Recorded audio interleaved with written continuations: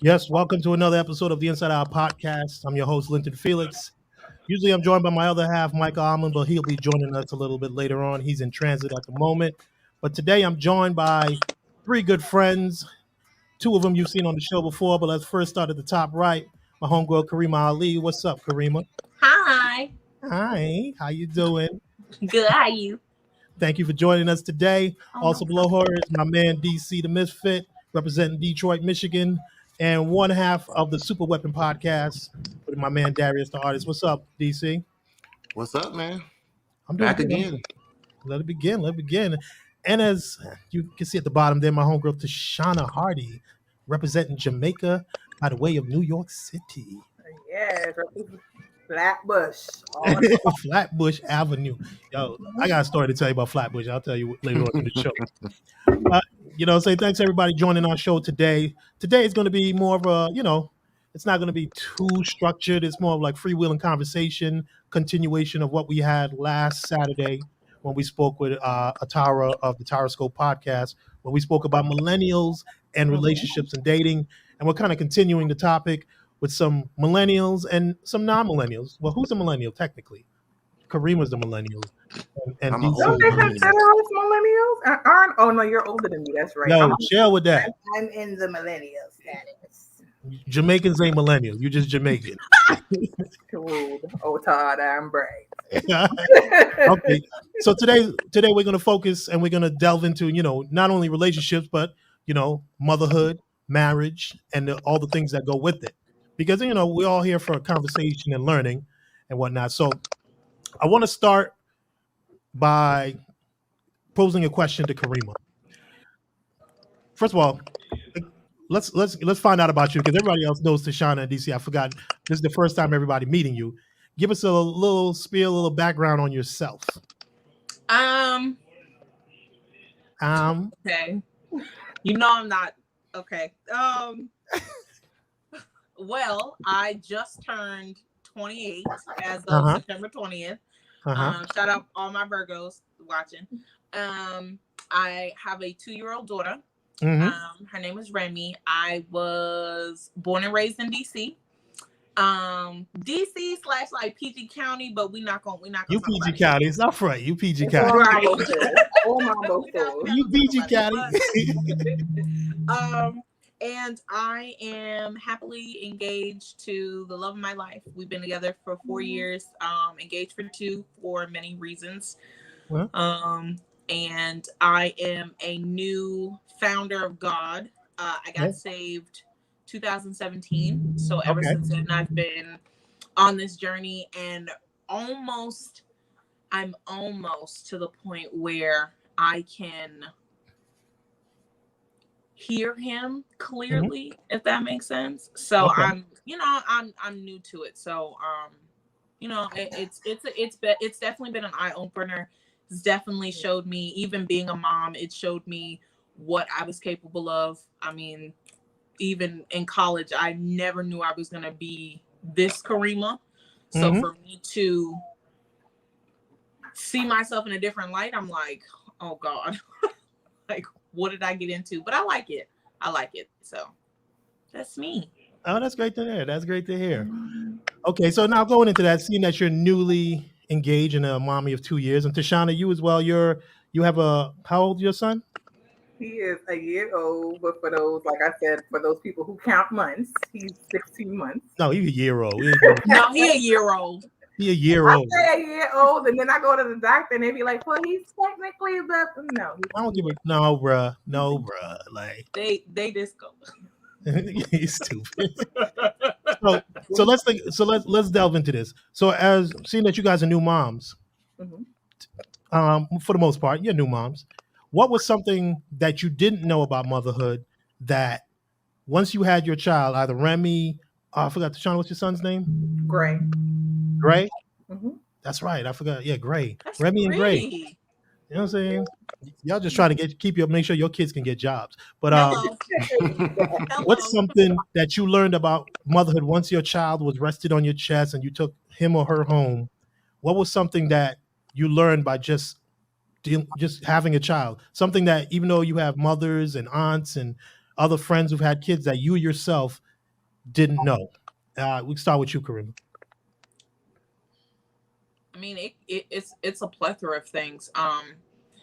First off, physically, I didn't know my body could do that. I had an emergency C-section.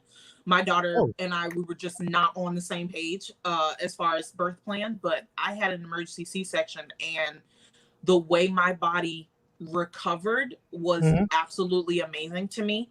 And the fact that I don't know, being a mom, it just put me in beast mode. Like, it just is a lot of things I'm not tolerating anymore. There's a lot of things physically that I'm like, okay, I can get back into shape. I can do this. Like, she just gave me a boost of energy. And then on the psychological side, I completely matured 360. Like, now I have a daughter who's going to grow up in this psychotic world, and she needs to be equipped. So mom has to be willing, ready, and able to give her the keys to the city, kind of thing. So a lot of stuff I did in college, I'm like, I'm not tolerating that shit anymore. Like, it's weird. It's super weird. Yeah. What about you, Tashad? Okay, since I went to school for education and I babysat and I taught and whatever, I never understood the saying when people be like, "You don't understand, you don't have kids." Because I used to be like, "You don't have to have kids to understand that." But I really understood after I had my son that there's certain things that you're not going to get unless you're an actual parent. Okay. I had an argument with my friend the other day, and she was like, "Well, I practically raised my sister," and I was like, "Well, it's not the same. It's not the same as physically. Every single day you have to get up for this person. Every single day you have to care for this person." And the thing that I didn't get when I first had him is the fear that I would get leaving the hospital. Once, because you said emergency C-section, I actually had to go in because they said my pressure started to get high. I ended up having a C-section like 36 hours later because I kept trying. I kept trying to induce me. I kept laying there just waiting, and he wasn't coming. And I wasn't really dilating too much. So they gave me the Pitocin. They gave me not with that thing is wicked. One of them is really wicked because it makes you start to have the contractions. Yeah. But then they gave me the epidural, and it was supposed to be the one that was coming in constantly. And I guess mine ran out. And because so many things in the room were beeping at the time, I didn't know that it ran out. I was feeling every contraction. Wow. But because I was feeling every contraction and I've never had a baby before, I thought that this was regular. Like, this is how you're supposed to do. So once I ended up having to have the C-section, and they saw that his umbilical cord was actually around his neck, which I was glad that they did that and I didn't have to push him out because he could have hung himself. He could have hung himself, yeah. Right. So I gave birth to him. I was in the hospital. This was at the height of COVID when they still didn't know a lot of anything. So my pictures, he didn't even get his birth certificate. We had to order it. I couldn't really leave my room. And they say after you have a C-section, they want you to walk. So I was up every hour in my room walking back and forth. But I think the scariest thing was the day that I had to leave the hospital and they handed him to me. And I was like, "Y'all supposed to do him? What am I supposed to do now? Y'all don't do it." Like, I'm going home with him and they're like, "Yeah, okay, so bye." And I'm like, "You really don't call us if you need anything, right?" It was scary. And then when I got home, I was overcome by all these fears. You start thinking about how, like you said, the crazy world they live in, fear about what their future going to be like, having people. I understand now why my mother never let me go to other people's house and like spend the night. So just different things, like you just overcome with these fears. And then I think COVID put another whole fear thing on top of it. And then I had postpartum. No. I had post preeclampsia, and they said only 20% of people. I didn't know what was going on. All I know is that a week went by, and I was like, I keep getting this headache. I kept calling the doctor's office, and you see when they say that they don't listen to Black women, I called the doctor's office, my OBGYN. I kept saying I don't feel right. I was like, my stitches look bruised, like I don't feel right. My head is hurting, and and I had the doctor say, "Well, I can't see you from here, but I think you're fine." And I'm like, And I called twice. The second time that I called, it was like the emergency. They're supposed to contact you in 30 minutes. He never called me back, by the way. Word. I ended up having to call again, and he was like, "Well, I think you're fine. I think you're just whatever. You should be fine. But go to the emergency room if you don't think that you're okay. I can't really do anything for you till Monday." But because it kept bothering me, I was like, "Nah, I don't feel like my head is supposed to feel like this." I got to the emergency room. They took my pressure and told me I was at stroke level. Okay, one second. Y'all hearing that crackling? Yes. Yeah. I did. Yeah, I hear it. Okay. My bad. Is that me or? Sorry about that. But I'll continue, Kichana. We'll try to figure it out. Okay.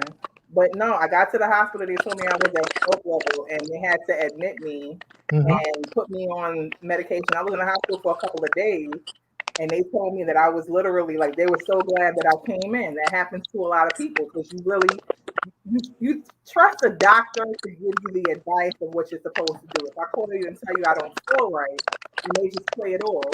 But then when I told the doctors in the hospital what happened, they told me to actually call and report them because that's negligent.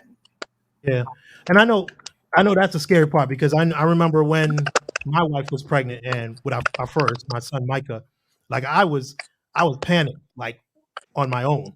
Like I know she was going through it, but as a man, like they tell you, you don't know what it is until you go into the delivery room. But I was panicked. Sorry, I was muting myself. Yeah, I think it was you. No, it's not. Yeah, I'm tripping. Is that you? No, it's just like y'all are talking, but then it's like it tries to speed up. Oh, so you probably having that's probably you then. You might be having bandwidth issues. What? Your internet might be moving slow. So that's what that noise is you trying to catch up. Hold on a second. Let me see. Yeah, it's you. Yeah, it's you. Because your internet's trying to catch up. But what's the name? But what was I saying? I remember when I found out that my wife was pregnant and we have to, we're having a baby and we're going to be a family. I remember the doctor saying, "Hey, man, it's going to be on you to make sure she has an easy pregnancy." So I got to reading, and next thing I know, I'm hearing about, you got to make sure you have an insurance, get all this stuff. You got to make sure the baby room, get all the supplies, the things you have to buy. And I approached it with open arms, but it was scary because I went to daddy and mommy and me classes. Somebody told me make sure you try to go to all the wellness checkups for your wife and the baby because that's how you're going to learn what's going on. Because the normal history was men just show up at the what's it called? You show up at the delivery room. You just stand there. They tell you, okay, it's a boy, it's a girl, and you pump your fist. You hand out cigars. But they were like, no, you got to be involved. It's not like the movies anymore. You literally have to be there. So I took it like it was serious. I was scared. Some nights I'm like, I don't know how I'm gonna do this. Like this is a lot to have. And you start like you guys saying, thinking about the future of your child. What's you don't want your child staying with people's house. But I'm thinking like, can I afford for college? Or all of a sudden my mind went to college. I'm like, I can't even pay for college. How am I going to make sure my kid can go to college? You know what I'm saying? So I understand, how hard it is. And especially for the women, because seeing the things that I saw that night, and I've done it 2 times, and that's enough for me. But the things that I seen, it's scary, bro. I didn't sleep. Lango, I know you don't have any kids, and it's probably you're looking like, yo, what does this got to do with me? But no, I kind of feel that. Just the aspect of being like very overprotective. Yeah. Because like I don't have a child, but I think about that and I do worry. I don't even have a kid. And when I think about it, I'm like, man, like, dude, it's so much going on in the world. And I just be thinking like, when I do have a child, I'm like, I'm already very protective. I'm like, and you can't protect them from everything. And that's part of my that tick in my head is like this fear. And I'm like, even with all my friends who do have kids, I'm like, man, you don't worry about this, you don't worry about that. And they kind of, whatever they do behind the scenes is their business, but it seemed like they handle it so well. And they probably could be freaking out at home or with their spouse, significant other. But when I see my friends in public, I'm like, man, you know, you're really handling this well, because I freak out for other people's kids. Like, no. It's life altering. Let's put it that way. That's when, because my thing is, I don't understand how. Once I had my son, I remember when my son came out.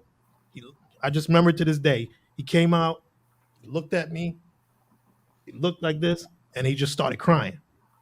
And at that moment, I was like, I was the most scared I'd ever been, because it hit me like, this little person that just came out here belongs to my wife and myself. And I didn't sleep that whole night, because now I'm scared for my wife, because you hear the thing, as Tashana mentioned, Black women not getting listened to. So that's the reason why I got involved, and I was at everything. So our plan was, she was like, make sure I get my epidural. So if I'm in pain, don't make sure I get my epidural. So as soon as we came in, I'm like, she wants the epidural. They're like, all right. So I had to make sure, you know what I'm saying? And watching them put the needle for the epidural, I'm scared as hell holding her. Like, I don't want to shake, because they're like, just hold her still. right. And I'm holding her. I'm like, I saw the needle go in. I was like, we should have adopted, because it's right at your spine. And then just going through the night, you know, the afterbirth lingo, all that stuff. Seeing my son Wade, footprints, him under the light, making sure he cried. And I didn't sleep the whole night. Thank God my wife's mom was there, my stepmom. But the whole night, I was up. I was listening to that. Deep, deep. You know, listen to my son. You know what I'm saying? I didn't sleep for like the first 2-3 weeks. Like, I would just doze off and then up. You know what I'm saying? So it is a life altering thing. And I applaud you women for going through that. Thank God I was born a man, because there's no way I could deal with that pain and all the stuff that comes with it. But now that we got through to motherhood, I always want to know something like, so Karima, you're engaged. Oh, where's my ring at? Oh, let's hear Karima. Karima, so you're engaged, right? Yeah. So what led up to the engagement? I know we got some single folks here or whatnot. We're not trying to, but like, I know what once you were single, and what about this man and your approach to dating that you realized that this person would be the one for you? I tell this story all the time, but I feel like nobody believes me. But when I tell you I prayed for my husband, no. I prayed to be a wife. There's a difference. And I was remember, I had just broken up. Eric and I are no more, right?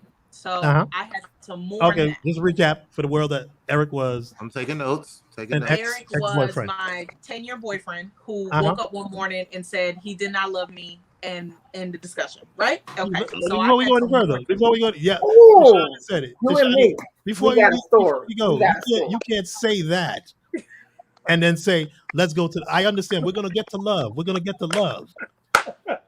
I like her already. Go. What's that, Lango? What? Just bring it back. 10 years? What? So go ahead and tell your story. My bad. Go ahead. This Negro woke up and said, so we were together since high school. Yep. High school. Right. And he just pisses me off. It's okay. We were together 10 years, and I saw everything in him. Like, I was trying to get pregnant. We were trying to have a kid. Like, it was, but what the red flag really, to me, family is everything. And I feel like because his mom didn't like me, that was a red flag for me. Okay. I really do believe in family. And when there's a red flag, like if the mother-in-law don't like you, or the sisters don't like you, or my sister didn't like you, to me, that's a red flag, because they're seeing something that's not good enough for the relationship. It could be a false thing, but then sometimes on the flip side, it could be saving your life. In this case, it was just jealousy that you know, that mother-son relationship that's more, you know, they're doing everything, but, you know, that was the relationship I was dealing with. Oedipus complex. And I told him that I wasn't going to come between you and your mom. So I got to back off. So eventually we just separated. So, you know, and it took me 3 years to get over him, honestly. Wow. And I mourned him like he died. Like, that's the way I could literally like get over it. Like, it was like, it's like a coping Eric mechanism. died. He's no longer here. I have to move on. So then within my 3 years, I literally went into beast mode. I was like, I need to be me. I need to know who Kareem is outside of being in a relationship. I need to know what's it like being single. Like, what's it like just getting some dick. Just anything. Just anything. Wait. Right. Ain't you saying? Just saying. Hot girl. Just saying. But it came to, but then I woke up one day and I was like, God, this isn't me. Like, I don't work well alone. I don't. I'm a teammate. And I was like, God, just show me how to be a wife. Like, teach me to walk and talk and speak and dress and hell, even eat like a wife. Like, give me the keys to the map as to being a visionary of a woman, because that's all a woman is the vision. And I wasn't that. So then I prayed on that. I mean, why would you feel you weren't that? Because I didn't recognize my powers when it was there. So even in the relationship with Eric, it was like I knew I had bits and pieces of things, but I was always like, oh no, that's just Kareem. Kareem just know, not knowing that was my intuition. You know, not knowing the power that a woman possesses in a relationship. You get what I'm saying? And my mom always said the woman was the neck, and I'm sitting here thinking like, oh yeah, I'm a neck, but it's like I'm turning the head any old direction I want to with any purpose.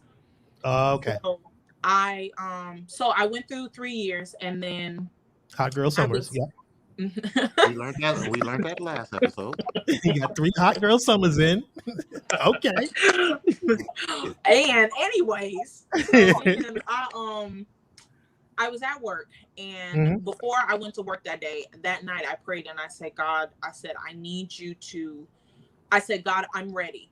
And I said, I need you to show me who my husband is. So backstory, P and I, we met on, that's his name, P.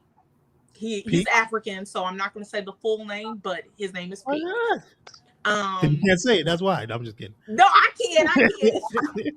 When you stupid. So prior to that, we met on Tinder. Don't judge me. We met on Tinder, and I said, well... Wait. Okay, this story is amazing. Keep going. We'll get back to that.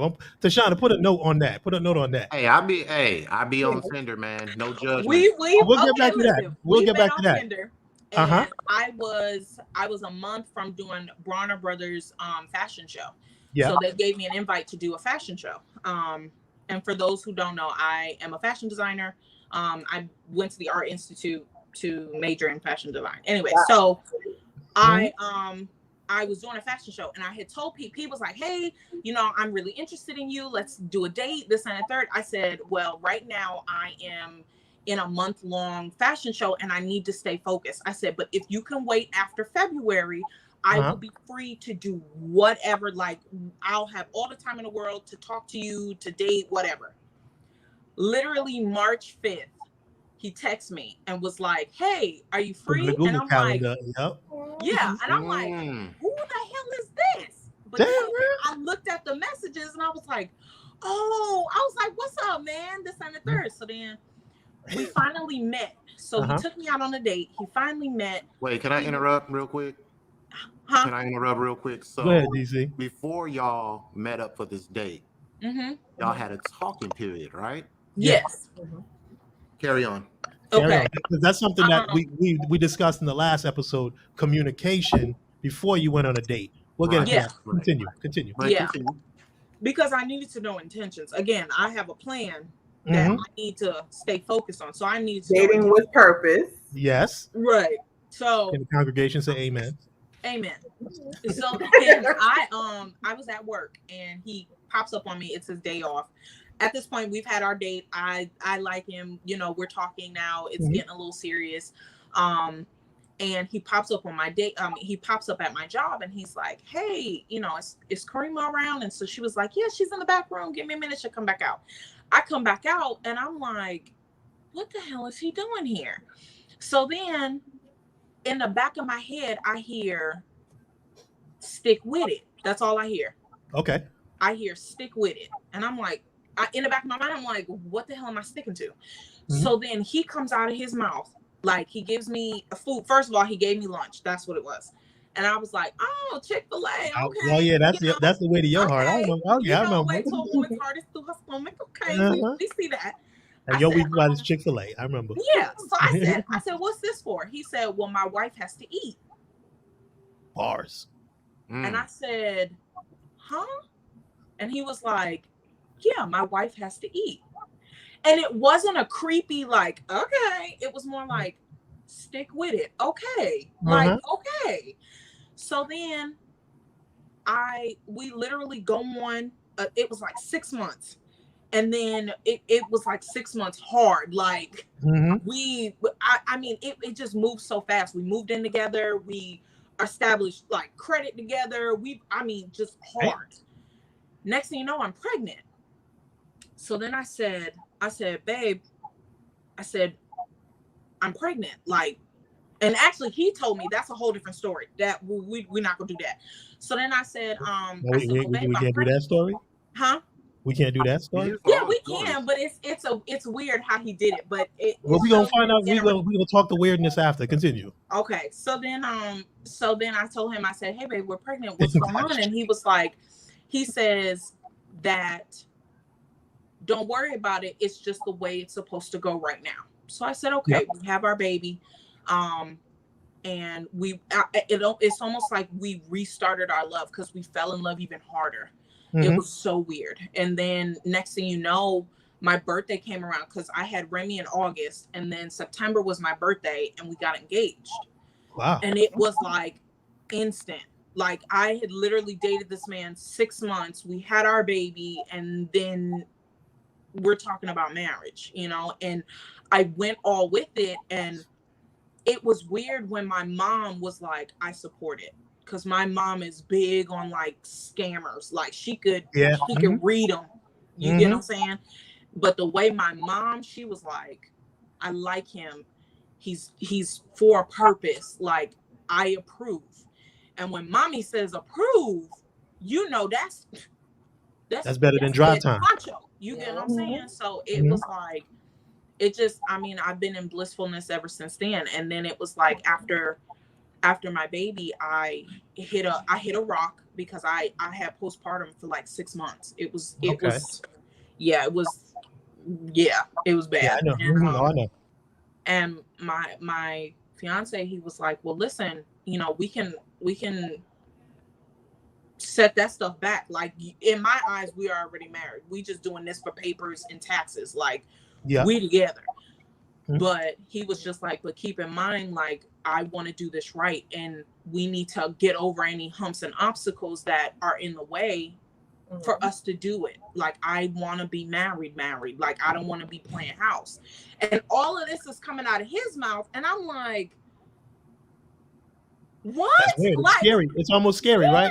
I was like, what is going on? And where have you been? But then I realized, I said, okay. And then I hit a wall. And was it like emotional? My mind was trying to self-sabotage the positivity that was going on. So in the back of my mind, I'm like, okay, no, he's got a catch. Like, why does he want to get married so fast? Like, what did I miss in our 6 months of like courting? And like, what did I miss? Because something isn't adding up. But then God was like, no, it is real. And that goes back to DC. Remember last week we talked with Tara about dating as millennials. Right. And a lot of people, like from what she was saying, a lot of younger people going into relationships, they're going into it haphazardly, almost no communication. Because Lango pointed out, you guys started talking before you even went on a date, because you had to get to know this person. And Tashana, just to catch you up, the main thing that I realized, I'm reading from Kareem, I don't know what you're reading, is that you took time after your first relationship to get to know yourself. Yeah. And to know what you wanted. Because if you ultimately want to get in a relationship and be married, you have to know yourself, what your needs are, what your wants are, what you're willing to do, what you're not willing to do. It's not just about, oh, I'm going to join because he's cute. Let's get to know each other. Like there has to be a purpose. And I'm sure he was thinking the same. Your fiance was thinking the same thing. Like he saw someone, but he's like had a feeling. And I don't know about you, Tashana, and any previous relationships. What's your mindset when you're going into? Is it similar to Kareema's, or is it something different? Like when you're going out there looking at relationships today, right now. Let's go with today. No, the reason I'm saying today, the old Tashana did not think this way. Now I try to date for a purpose, or if I'm dating for a purpose. At the moment, my mother asked me when I'm gonna start dating, and I was like, I'm not really concerned right now. I'm all right. I'm good. You're not gonna, so you could take it or leave it at this moment in time. And it's bad because if you've ever done one of the personality tests, have you ever had to do the Myers-Briggs personality test? No. I did my I had to do a personality test for a job, and I found out that my personality is one of the ones, it's a very rare one, but it's one of the ones that's basically fine really by themselves. Like you really have to I really, really have to be feeling you for me to be like, okay, we gonna settle down, we gonna commit, and earlier on, I don't feel like that's what my personality was. You knew me in college. I knew I had you. this one boy, that same guy. When she said 10 years, that same man, we just gonna call him a man because I'm trying not to cuss. Basically was in and out of my life for 9 years.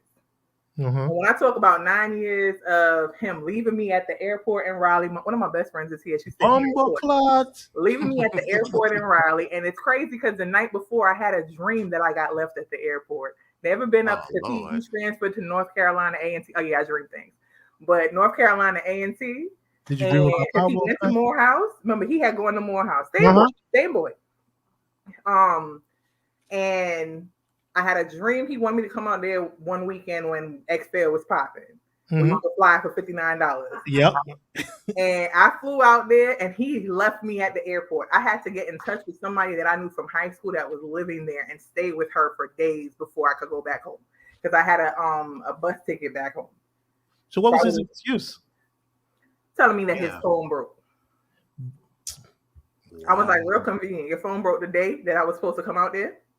Yo, Lango, this is the reason why we as black men get bad raps. Dudes like this. Man. But I didn't talk to him for 6 months. And 6 months he kept coming back and forth trying to chase me down. Okay?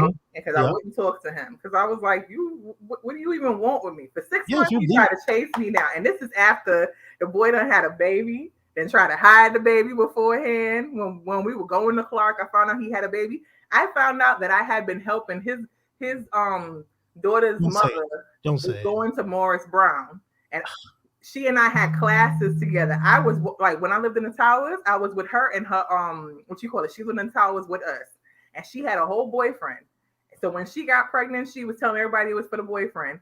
And we had some class where we had to go downstairs, and she had this rolly book bag that I knew was too heavy, and I was carrying the book bag for her, helping her, and this, that, or whatever. Whole time she up here pregnant for him. What? Tashawn. Wow. You just dropped some. So so and then on Valentine's Day, which I never celebrate because I don't do Valentine's Day, and I have reasons. On Valentine's Day, he was like, I know you don't do Valentine's Day, but let's do something big. And I was like, well, I'm working. I was doing overtime because I've always been about, making some bread. And I went to work, and I said, after work, I'll cook.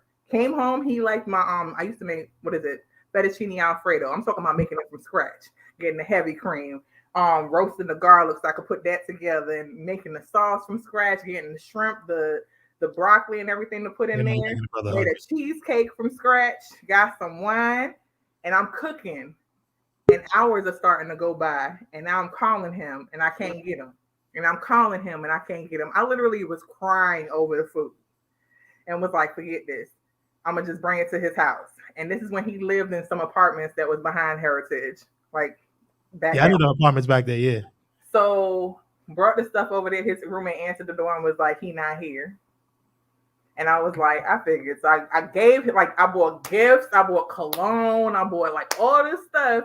And I remember I just handed everything to the roommate. My friend was like, you stupid. Why you ain't take it back? I said, because I didn't want to have to go through the bringing it back to the store and handing it back. That was going to be another level of trauma. I didn't feel like doing it. So gave everything to the roommate, including the food and the pot that the food was in. Oh, you just hell no. I was so pissed. I'd have been like, yo, put this in some plastic. Let me get my pot. Go ahead. I think I was just so angry. And then I think I didn't hear from him from days. I think that was a Friday. I didn't hear from him till Monday. And he called me with I was over by Morehouse. I said, over by Morehouse to spell me. I'm a dummy. Wow. Yeah, because I mean, over by Morehouse, we're still in the AU Center. So it's not like you couldn't, it's not like he was like, I was stuck in the airport in California. You're literally footsteps away from where we at in Heritage Common. Morehouse is right behind us right there. Mm-hmm. Wow. Listen, you don't understand. I honestly, there was so much. I went to somebody's house, and I'm going to tell you how good God is. I had a photo album that I used to bring with me. And in this photo album, I had pictures of him and pictures of my oldest nephew, because it's when he was a baby. And there was a guy that used to drop me home every day from work. And he said, can I stop by my frat brother house first? And I was like, all right, cool. So I went with him to the frat brother house. It was another friend and I, because we ain't doing all that. And we at his frat brother house, and I'm sitting there, and another guy, was trying to talk to me. And I was like, no, I got somebody. And my photo album fell out. And the frat brother looked and said, why you got a picture of my cousin fiance? What? Same dude. So my question, because both of y'all just hit us with, hey, friend in the back. All right. My question is, like, things like this, I've always wanted, because I know as men, we chase women that sometimes we shouldn't, but a lot of times we kind of, and I don't know if Lango will agree with me, we back off. We kind of know our limits. We know what tier we're on. We're like, I can't be chasing this girl like this. Or this girl I know I can get, but this one here is going to be a challenge. I ain't going to chase. As a woman, sometimes I always want to ask women, when men like this are in your lives, and I'm not trying to throw shade or anything negative, what is the thinking? Like, in your head, you see this dude, is it just, I love him and I love him and all the other things, saying you just let go? Like, is it that? You know what it was at the time? I would let him go. I would stop talking to him. Yeah. That's why I said it was over a course of 9 years.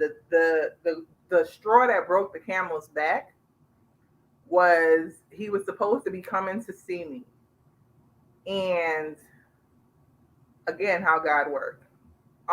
He was supposed to be coming to see me. Mm-hmm. And this is when I was teaching. And this was during like my planning period. I was in the room by myself. And my sister had said something to me one day, like, you ever Google yourself to see what would come up? Yeah, I do that. That's fun. So I Googled myself. And then I was like, I'm bored. Let me Google him. And he used to run track. So a whole bunch of track stuff came up. Right. Mm-hmm. But then I kept going down the list. And I saw a blog with his name in there. And his name's not common. A blog. And it was a pregnancy blog. And the chick was 6 days from being due. Oh my goodness. So he just running through. He literally, when I say I felt like on the day that I saw that, I think I started crying, but I think I called my brother, and my brother said it sounded like he broke something in your soul. Yeah. I think after that, I really was like, I'm good. I don't even want to be bothered. Half of the time it was like, I don't even feel like being bothered. I don't date all the time. Sometimes I might have somebody. My son's father was somebody that was around. We would like mess, not mess. It was somebody that kind of I would keep going back to. around, but it was never nothing that really went anywhere. And when I saw that it wasn't going anywhere, I kind of called it. And then he called back again months later. And then my son ended up coming. That's my question to that, and Karima could chime in, and maybe Lango. Let's go with this. Lango first. Mm-hmm. So Lango, when you hear things like this, do you look at it and say, I'm in the dating game? Do you feel like things like that make it even more difficult for you? Because I don't know what your intentions are with relationship, but things like this, I'm sure, affect you in some way when you're going out dating. Oh yeah, man, it definitely does, because I'm not gonna just say women, but humans, just people in general. Once you get burnt, or once you have things like that happens to you, you're gonna have your guard up, and it makes it tough for everyone. It makes it tough for everyone dating. Like, when girls have that, when they deal with stuff like that, I'm not even mad at it. Of course you're gonna have that wall up, because me being a man, I mean, hell, I'm the same way. Like, I'm very cautious about who I give my time to. Yeah. So I'm like, if I felt her when she said, if you can get me out of the house, if you get me on a date, then you didn't won half the battle, because you got me out of the crib. Mm-hmm. So that means that I see something in you, or some potential there. But when it comes to like past trauma, it's there. And I think that, I'm not mad at it. It's just something that if you're truly, invested in this person, or if you really care about this person or care to get to know them, you're going to try to work through whatever they got going on. Because I mean, if the interest is there, then you'll work for it. You'll make time. As busy as I am, if there's someone I'm interested in, I'm going to make time to see you, to talk on the phone, get to know you. The time is there until I start to see flags. You know what I'm saying? So just being in this dating game, man, on both sides, it can be pretty difficult. But I just want to tell people, like, I had to learn this for myself too. Don't hold on to that past trauma. Yeah. Gotta kind of be open to experiencing new things. Obviously, everyone's not the same. And when you date, man, it's like Monopoly. It's a shake of the dice. You're gonna experience some good things. You're gonna experience some bad things. But yeah, man, it's wild out here. Yeah, it's wild. And Tashana, that story you just told, and that leads me to my next question. And Karima kind of alluded to it in where after she had that, like, that's something out of like a Tyler Perry movie that happened to Karima. Dude, you wake up like, girl, you know what? Because in my head, I'm laughing, Karima, but I ain't mean to, because when you said it so nonchalant, and I'm like, because she's over it. She's over it. Yeah. Yeah, it's over it. But even with Tashana, like, how did that, Tashana, like, with Buddy doing that for you for 9 years? And trust me, when I was in college, I was talking to some girls, trying to holler at some girls, and they had the same thing. And I would be like, yo, why are you still trying to go after this dude? And I'm just over here trying to be like, you know what I'm saying?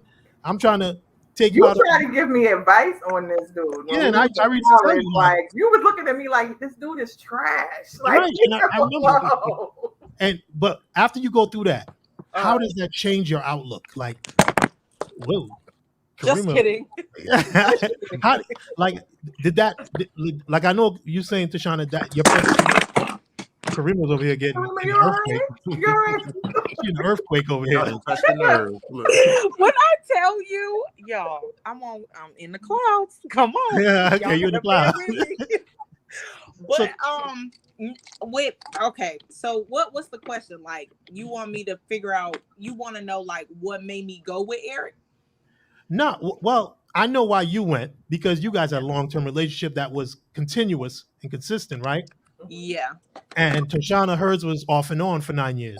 My question is, after those relationships ended, or you ended them, Karima said she went out on a discovery walkabout to be Hot Girl Summers.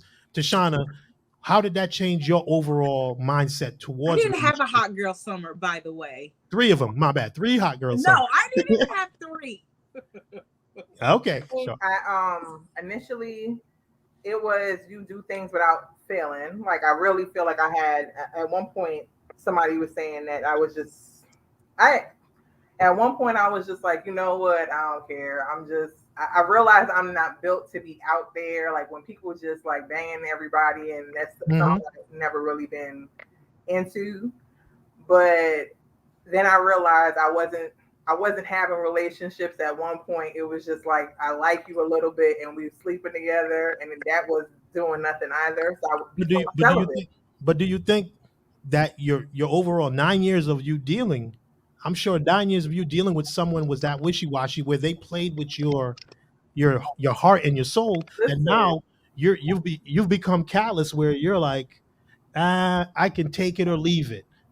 And especially with your personality being the way, it becomes a little easier to just take it or I leave it. leave on a yellow light. You know how people be like green light, yellow light, red light? A lot of times it'll be like, okay, if I see a yellow light, I'd be like, you know what, beloved, I'm good. Like I just Oh, not the beloved. Beloved. When you Not hit the beloved. what's the beloved come in? Listen here, beloved. There has to be something in somebody. And when I do really really feel for somebody, my best friend would even tell you if I'm into you, I go. I am not a hot and cold person. I have no in between. Yeah. If I'm in, and I'm going all out. I'm talking about we going all the way. I think of every little thing. I'm very sentimental. You'll come. I'm gonna buy you lunch. I'm gonna send lunch to your job, like that kind of thing. I'm all the way there. So you're similar to Karima. Like you're kind of like personality wise when it comes to like, you have to be.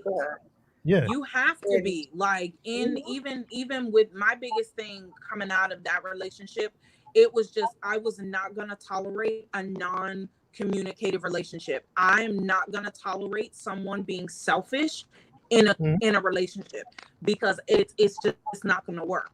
Like, you need to call me, you need to text me, you need to take me out, you need to validate me, you need like this stuff because I'm doing it to you with no questions asked, unconditional. This is it's second nature to me.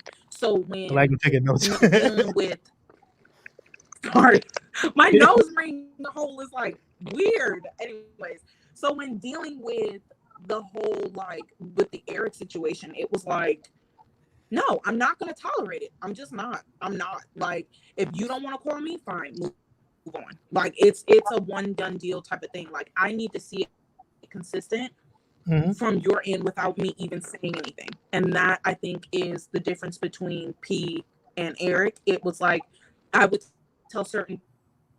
Oh, we lost Karima. Sorry about that. But continuing on.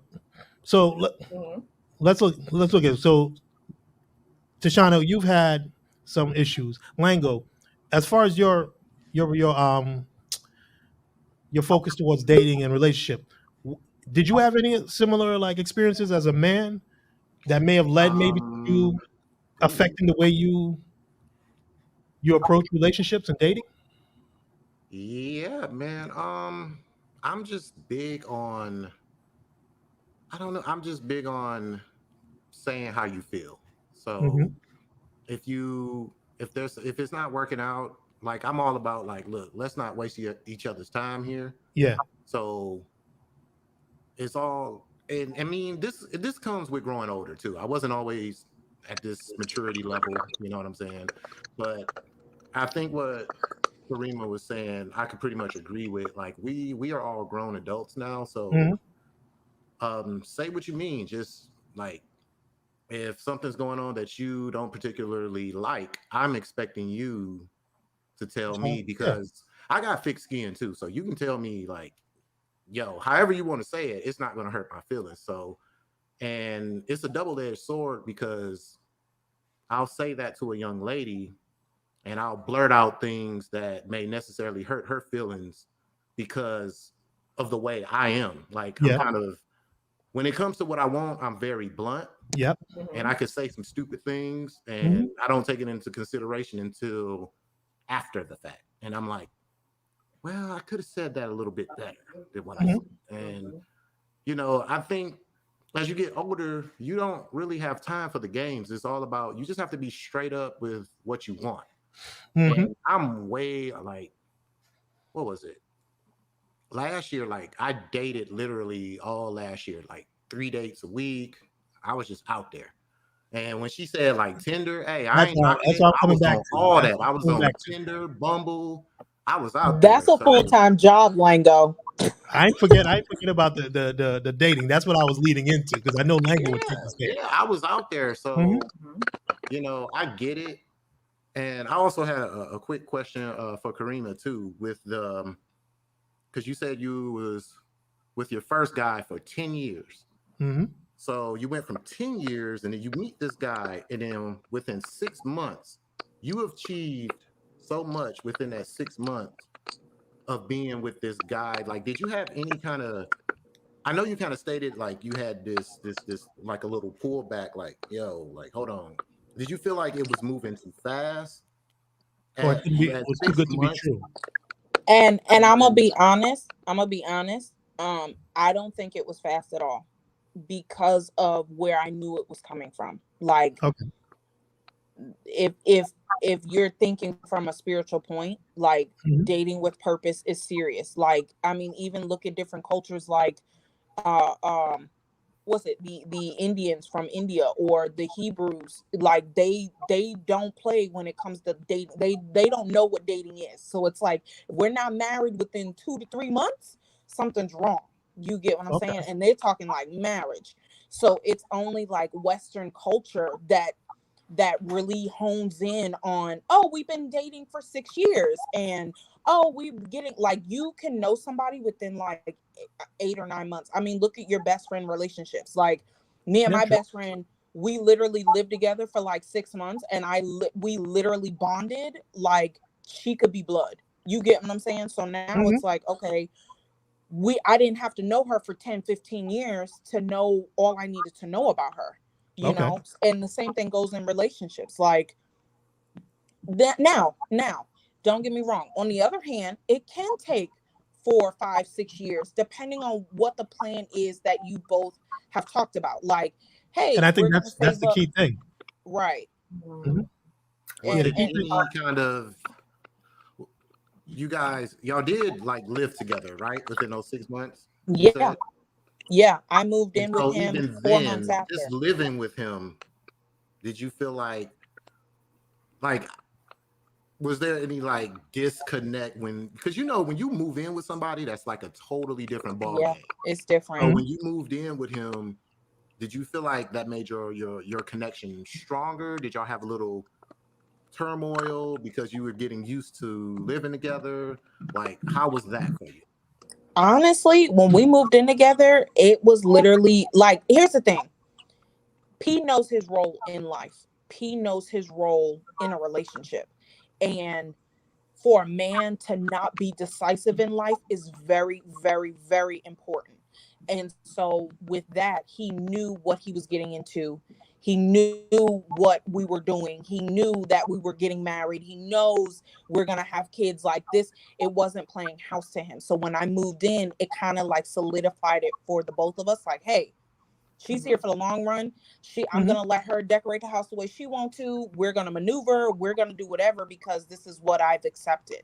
And So since when, Chick-fil-A, he knew, like, since he yeah, claimed it and said you are yeah, his wife, yeah, he intentionally set himself up like he was in his mind, y'all was already there. That's what it sounded like to yeah. me. Okay. But Mhm. see, that's how, and see, and I don't want to keep putting God in it, but it's God. Like God's in it. Oh, yeah. you, Definitely. you, Put God you in it. That's see, what does it. Yeah. Definitely. Definitely. right. You see how a lot of times people maneuver differently when they know their purpose. You get what Mhm. I'm saying? Like P knew, okay, I'm done thugging. I'm done with the thoughts. I'm done with social media. Like I'm an old man wanting to settle down, and I need to put my mind into that. And I almost want to say he prayed too, but I haven't said it because I kind of don't want to know. I just know Me, I'm an open book, so I'm gonna tell you I prayed for you, but I don't know. That's a whole different story. But he literally was like, listen, babe, whatever you need, I got you.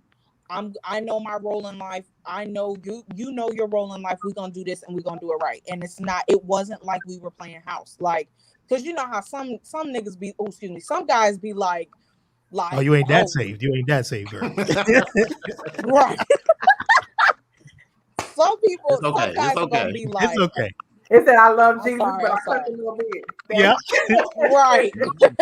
So like, but no, for real, some guys are like her ex of 9 years and my ex of 10 years, like wanting to play house. They like the idea, but not ready to commit to the concept. And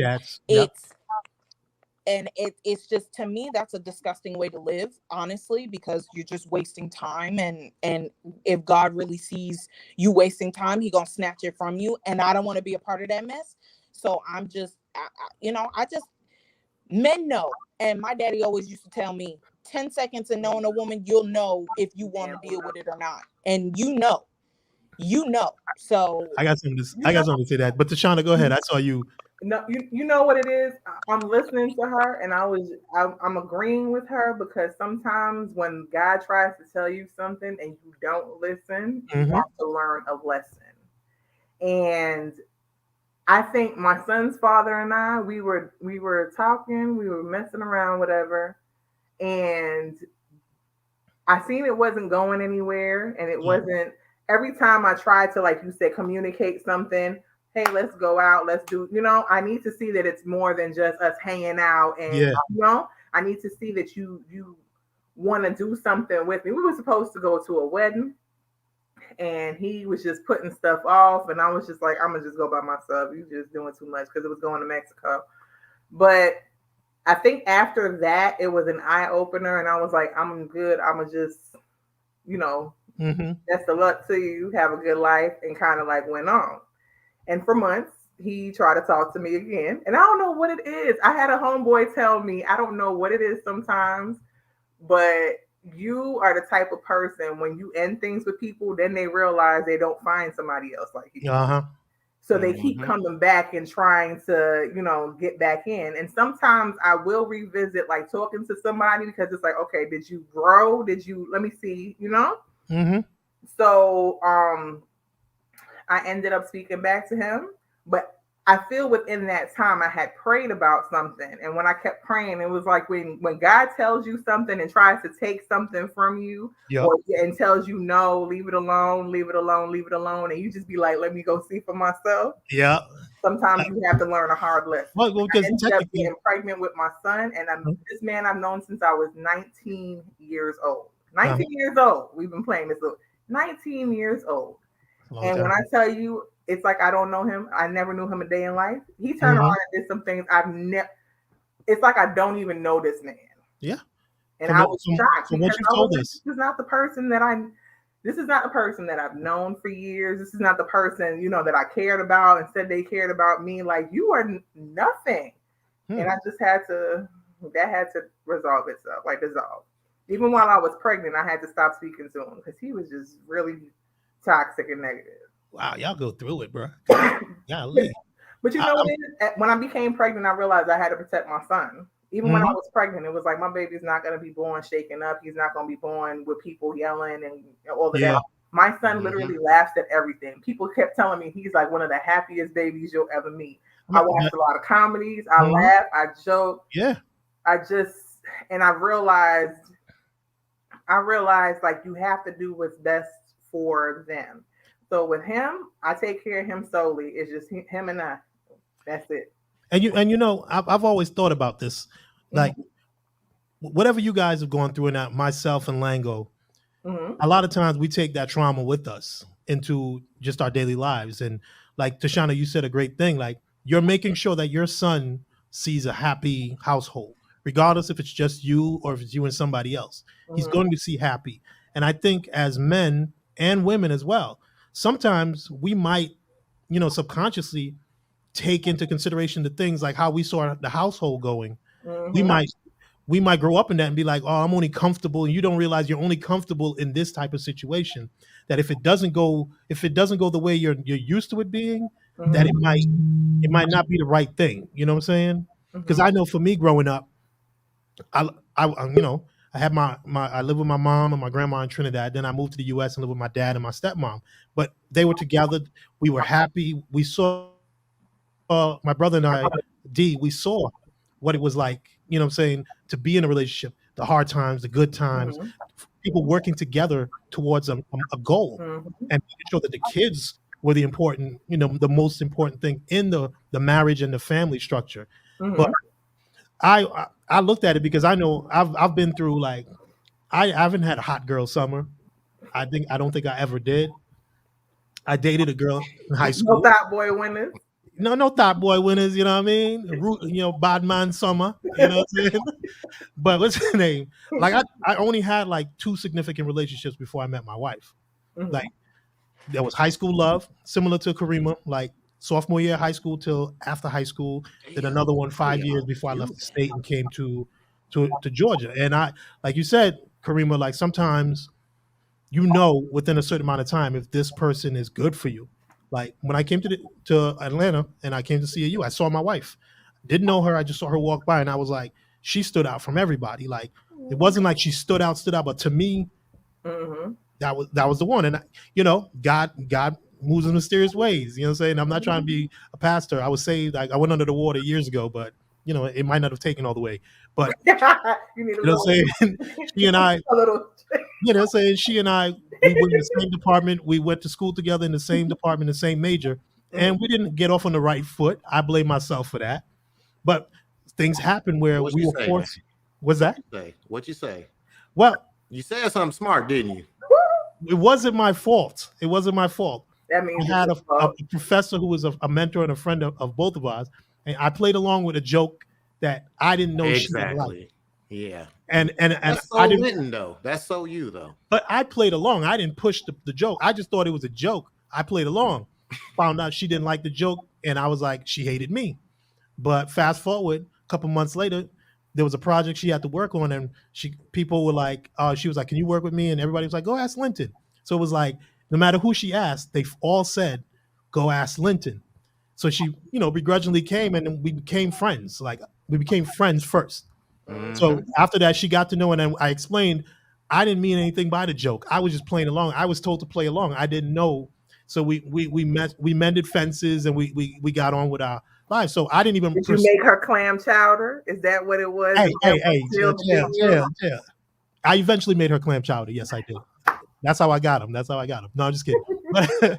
But I started seeing it because we were forced back together, and then we just became friends, and we just were friends. And then eventually we blossomed into a relationship. Now we're married, 2 kids, 15, 16 years later. So sometimes, like, you're right. It's not, you can't sometimes control it. You have to listen. Like I listened when it was time, and it was like, she's good for you. And at that point I was sort of like Tashana. I was just in school and I was focused on my career and after college, and then she came along, but we just let it be. And eventually when we graduated, she went off to grad school, and she was going to California, Berkeley. So at that point, that's when I had to make the decision. And like you said, Kareem, within 6 months, you knew P was the one that you wanted to build something with. With my wife, Sean, it was like, hey, I know this. But when she said she was going to grad school, I found myself being like, okay, we're going to make sure you go to grad school.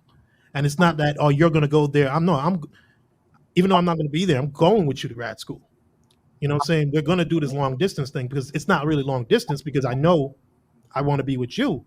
So it made it easier to do those things, because I hear a lot of people say, oh, I can't do long distance relationships. I'm like, you can't do it because you don't want to. You don't really want to. You don't want to. So it goes back to what I said. Like, if you want it, if you are pursuing someone and you want it, you make time for it. You make time for it to work.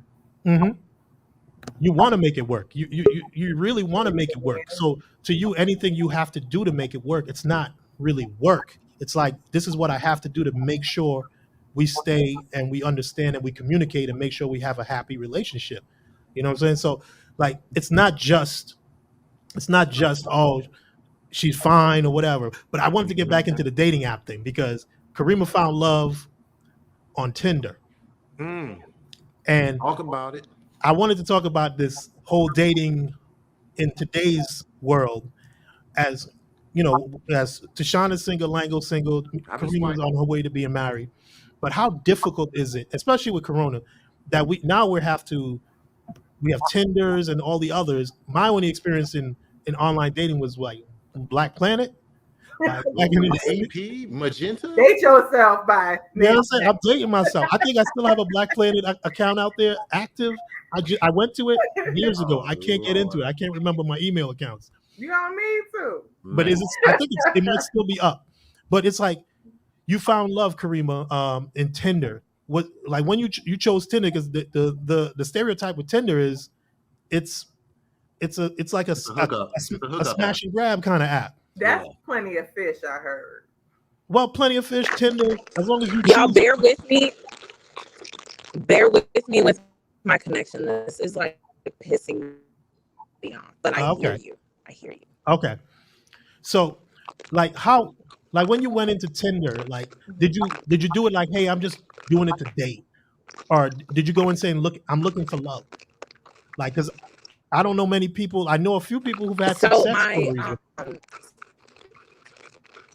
What's that? Yeah. So my work friend. I used to work for Torrent, and this bubbly tall lady. Her name was Christine, and she was like, "Girl, you need to be on Tinder." And I was like, "Girl, bye. Tinder is a bunch of rainbow pixie dust niggas looking to put themselves in something else." I said, "No, the stereotypes with Tinder, it was just like, no, like, no, murderers, pedophiles, and just people who wanted to just literally, have sex." So I was just like, okay. So she set up. Oh, we lost her. That was going good. So Tashana, we'll go to you. Have you used any kind of dating apps? How about you, Lango? You too? Oh man, I'm out there, bro. I ain't gonna lie. You heard he said he's going on 3 days a week. Well, my weapon of choice is Bumble, because Tinder is women tend to be a little more defensive on Tinder because of that purpose. Like they think that a lot of people are just on there to try to hook up with them, have sex with them. So my weapon of choice is Bumble. I was one of those people who was like totally against it. But then once Corona started, once COVID started up, and I'm sitting in the house and I'm like, you know what? Let's try it. Like, because you never know, man. You never know. I was real apprehensive about it at first, but then I just jumped out there. I was just like, hey, you never know. Yeah, and I've talked to a lot of people on there, and then once things started to open back up, I was out there on dates and stuff, and it's something to get used to. It was out of my norm. Yeah, it was out of my norm, but now I just kind of look at it as another way to meet people. Like I don't look at it like it's a bad thing or it's weird, or I just look at it as another avenue to meet people, really. How about you, Tashana? I used OkCupid before and met a guy that I actually dated for a couple of months, and we realized that it would be better off if we kind of worked together. He said that he knew from when he met me he wanted to work with me. He liked how my brain worked and how my writing stuff. Okay.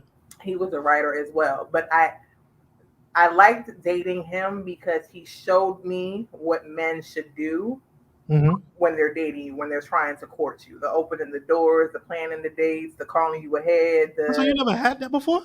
But wait. She said calling. Right? Calling, because the problem with a lot of that I see a lot now from guys, they're so used to just texting me. Yeah.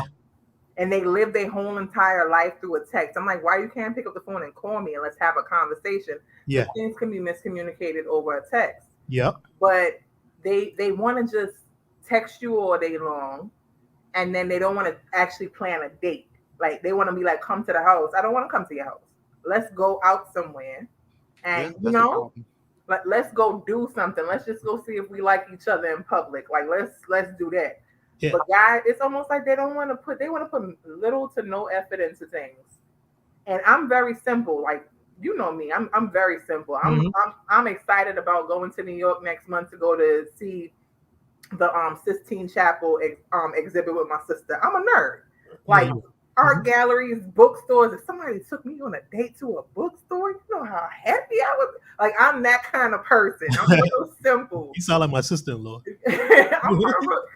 I'm real simple, and I mean, when I was on them little dating sites, I mean, I met him. That didn't work out, but it was cool because we realized we were just cool to be friends.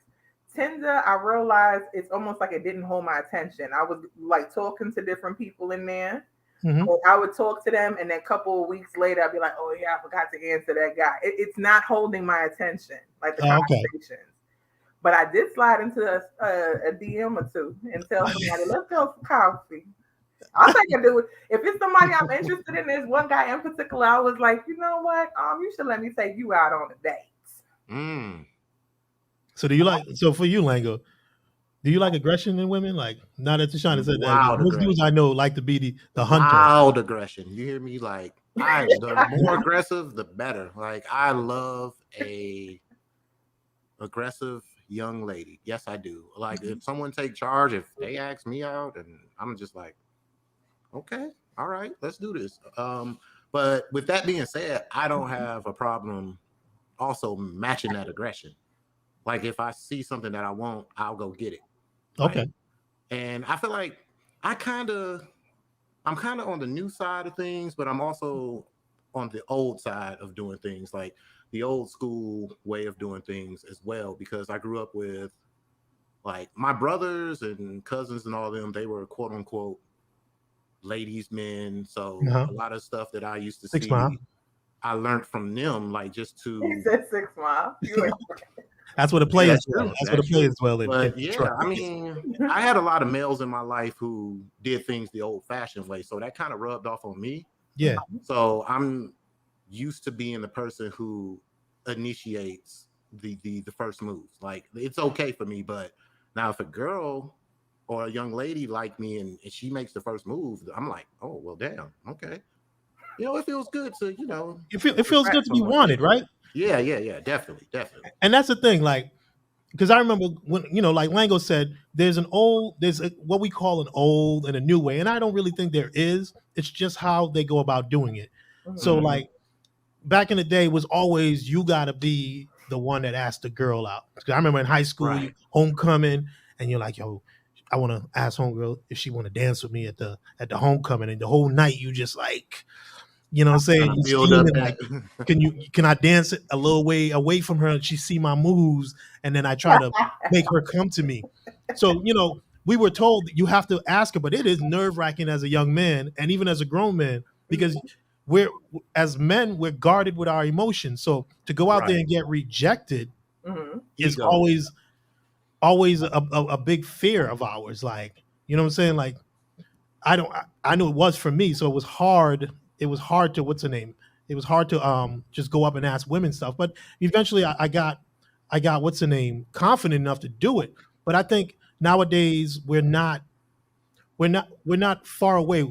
Things like getting to know each other, opening the door, treating a lady, finding out what she likes, taking her on a date. Those aren't old thoughts. They're the norm, that what should be. You know what though? Even being your friend, I would have never known that you didn't have confidence altogether, because you was always been a very confident person to me.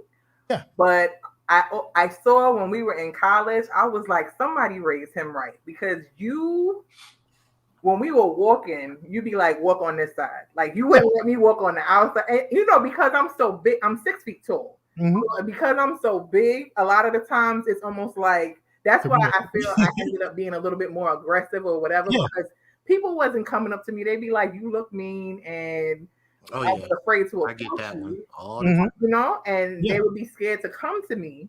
So I would be like, yo, you like tall girls? And she did say that. She did say that to dudes, man. I seen her do it. Like, I would have to be the one to go and try to initiate things sometimes, because people weren't necessarily coming to me. So I would be like, yo, and then they would say, oh, I was checking for you, but I didn't think, Yeah. to come and say anything. So I realized I take my hat off to guys because it takes a lot to be able to do that. And I understand when, the rejection aspect of it. Oh yeah. So I take my hat off to you all.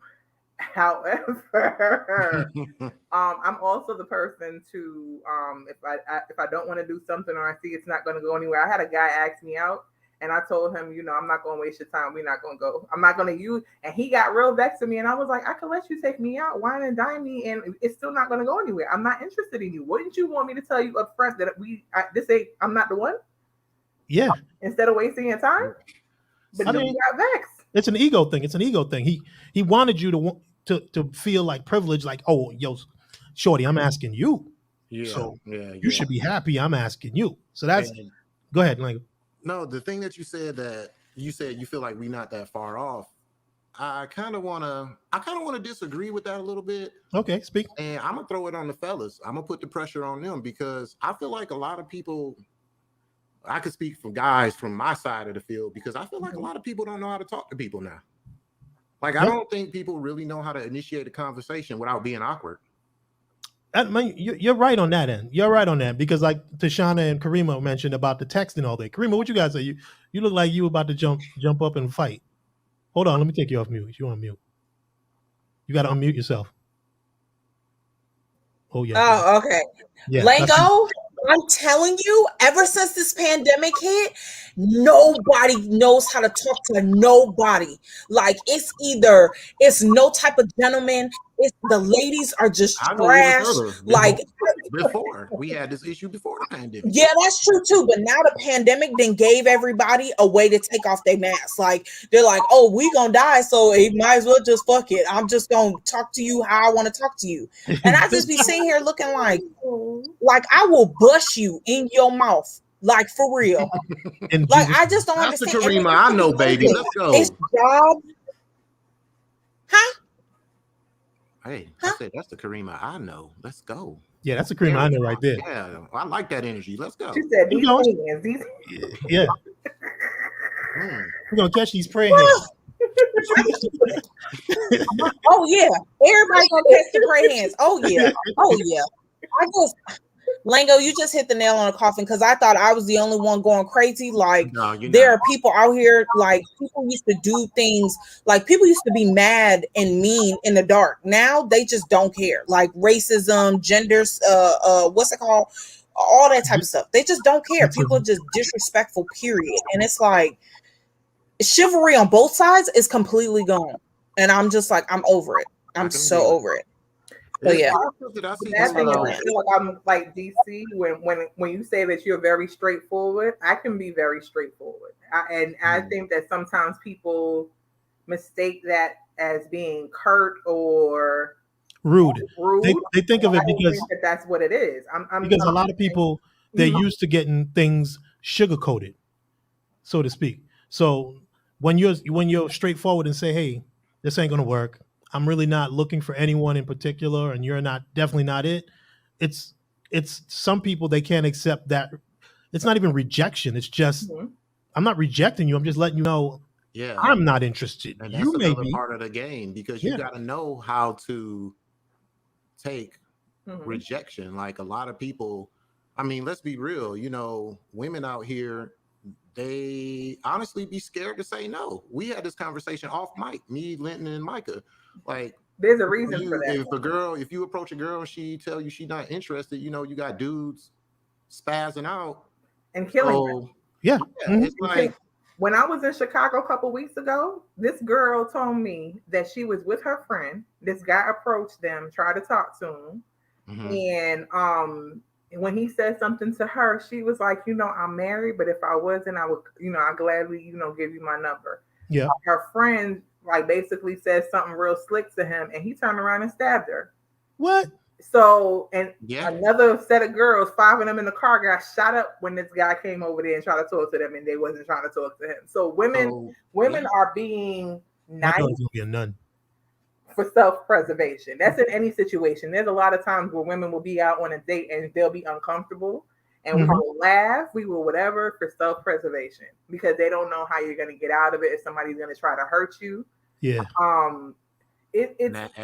And dating is weird. Like that adds another layer of difficulty when you're dealing with women in a public space. Like I'm first of all, I'm too big and I'm too damn big to be approaching women in a public space. I could see the look in their face already. Like, yeah. So I try to be like aware of that when I'm out and about because I know that those situations do happen with women and I can't blame them for that. Like, you got to protect yourself at the end of the day. Yeah. I usually find myself getting numbers and stuff, usually because I'm out in public doing something silly because I'm a very silly person. Yes, he is. And that leads to natural conversation.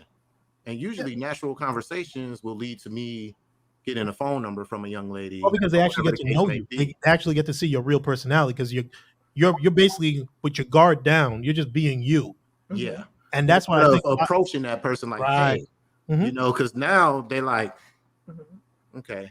Because usually like, look, I'm like 6'1", 6'2". If I see a girl that's like 5'4", and I'm like, oh, she bad. Then I go, she like, oh my God. Like, I don't have a purse, sir.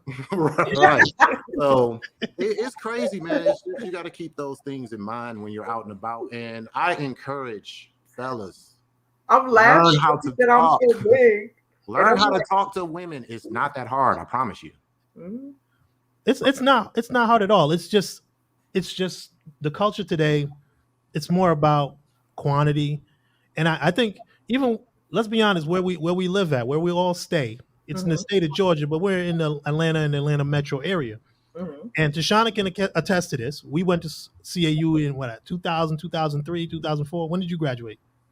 I'm only 29 years old, so I don't know what you're talking about. Oh, yeah, whatever. I'm joking. I know you. But when I first came to Atlanta, and I remember my first year, 2000, at CAU in the AU Center, they put out the numbers. I think at one point the ratio at Clark Atlanta from women to men was like 12-1, 11-1, something like that. It was some ridiculous number. At one point in in Atlanta, it was a 26-1 ratio. Yeah, men to women, women to men. It's not just men; it's heterosexual men. Yeah, so for heterosexual men, it was 26-1 in the city. On the campus at Clark Atlanta, it was 12-1 throughout the whole AU Center between Clark Atlanta, Morehouse, Morris Brown, and Spelman. Even though Spelman and Morehouse were all male, all female, it's still a population in one area. It was like 16, 17-1. So as a young man in college, you literally some people just developed a callous attitude towards women because it was like, I'm gonna talk to this one. If she's saying no, I'll be like, all right, whatever. There's always another one. I was in a class one time where it was just me and one other dude. We're in the class. It was a class of 20. And I'm sitting in the back of the class just chilling. Yep. And he keep looking at me and making gestures. And I'm like, I know him. That was my homeboy. He on the other side. And I'm like, then he goes like this. He goes, so I look at the classroom and then I look and I'm like, oh, it was 18. And so anytime a question was asked from a male perspective, the attention came to us. So you could get in the mind state with guys. We had friends fail out of school because there was just too many women and their attitude was, I'm gonna try to get every single one. Because they were like, why be in a relationship when there's a different woman every day, every minute, every hour, every class? No matter where you go to, there was a new woman that you could hit on. And I think, like with Lango's thing, with the communication and your problem with communication is they develop these mentalities that stick with them and become their personality. They may not really be like that, but because of the situation they're in, that pattern and that habit becomes their personality, where now you go to dating and approaching women, they don't know anymore because they've always done this and succeeded. So why change? Right. I could be wrong, but what you think, Lango? Yeah, I get what you're saying. And like I said, I think where I sit at, because I'm right in the middle of like the Kareem and the Micah that age group, and then it's you. Then I kind of sit like right there in the middle. So I always see like I'm both the sides of oldie, it. right? Yo, No, you the same age as my brother, and it's funny because y'all got a lot of the same mannerisms. Like y'all might be the same bad as person. I don't know. somebody says, I But you're got a not old. boyfriend. Like Lynn, I'm not saying like you're old. I'm saying you're a little bit older than me, and I sit there. I can relate to where you coming from, and I can relate to where the rest of the younger group of people come from, because it's like I see stuff from like just a different view. Like I'm like, man, if you just relax and be yourself. I think a lot of people here in Atlanta is just so they feel like they have to be one way. They have to be Like a superhero when it comes to dating and relationship. Like no, we and know no, what a lot of Atlanta stuff is. is fraudulent. A lot of stuff, the stuff that they do, like in the dating scene right now is just full of fraudulent people. I'm just gonna be honest. It's everybody faking like there's someone else. But Or that's because how you get chose. That's how you get chose. You can't be you. Like what I know from Atlanta, everybody comes here and becomes somebody else. It's like that used to be held to New York and California, but Atlanta's the new frontier. You come to Atlanta and you can be who you want to be, not who you really are, because it's like a diverse community from all different states, regions, whatever, and you can come here and reinvent yourself. So you can be the super thug, you can be the super playboy, you can be this hard as how long will that last? Because it when can you get in last a as long as you relationship, want it to. Are you going to be and successful yeah, relationship wise and life wise? It can last forever because that's all they know you as. but when that real you come out, that's when you have the moments of who have I been dealing with this whole time?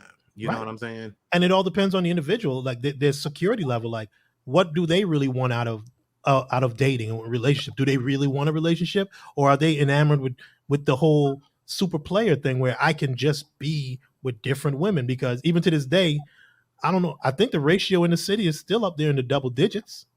Yeah, it's still the same. But Yeah. see, that causes the whole dating scene to kind of collapse upon itself, because you have guys fronting, setting these false expectations. Yep. And then when they can't meet them, now a woman mentality is, she gets extra guarded in a Yeah. sense. Because Mhm. now when she's dealing with the next person, she like, is he a fraud? Like, Right. I got to dig deep and see who this person is. And it makes dating hard for everyone. Yep. Because now I'm competing with the next dude's mess ups. You know what I'm saying? Like now, What you guys say, Kareem?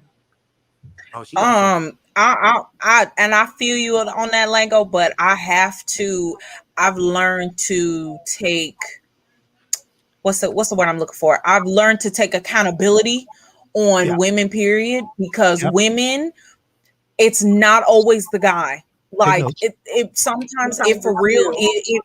it for real be the woman sometimes. Like she don't know what she want. She's looking on social media. She Yeah. sees what every other person has.